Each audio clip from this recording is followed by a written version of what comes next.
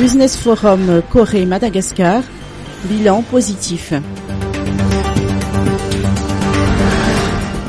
L'objectif de la première édition du Business Forum Corée-Madagascar a été atteint, celui d'amorcer les coopérations entre les secteurs privés des deux pays.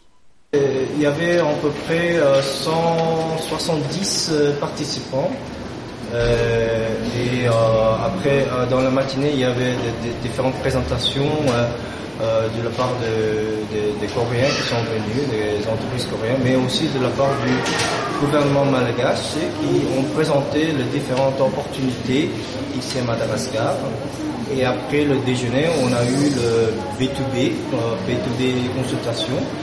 Et il y avait presque tous les entreprises qui ont participé dans la matinée ont aussi participé dans le B2B. La prochaine étape sera un roadshow de la partie malagasy en Corée. La prochaine étape, comme je vous dis, ça doit être mutuel.